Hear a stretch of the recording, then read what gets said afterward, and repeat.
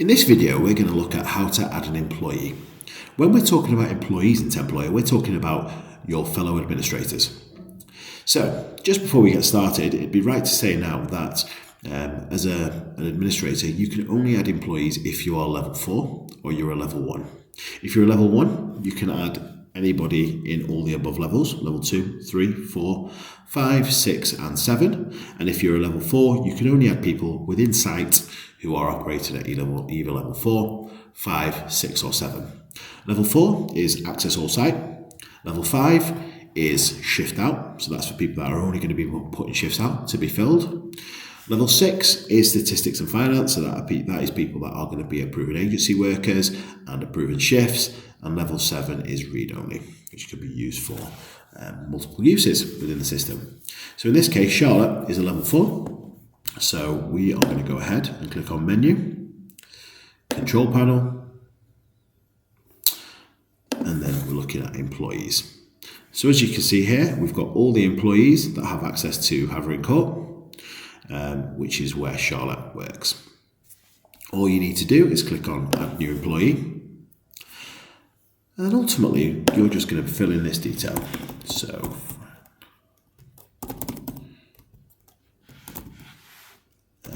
again, I've just put capital letters in here.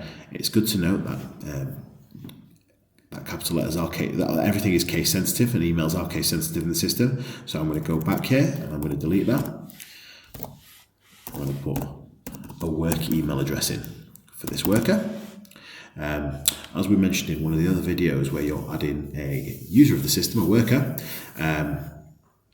we tend to do that with personal email addresses. But when you're adding an administrator, this gets done with work email addresses.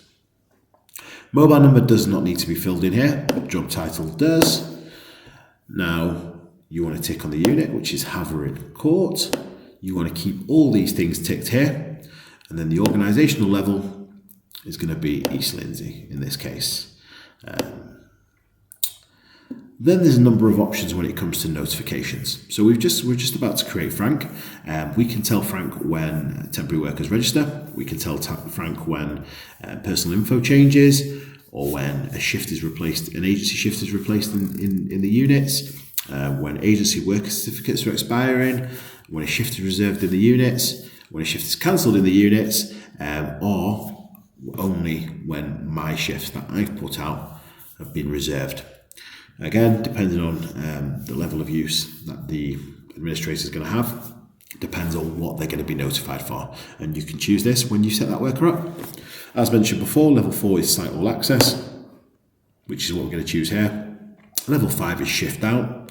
Level 6 is statistics and finance. And level 7 is read only. Once you've done that, click save. This employee account has now been created. That email address for Frank will now receive an email from Temployer with their login, and it'll allow them to log in and start using the system.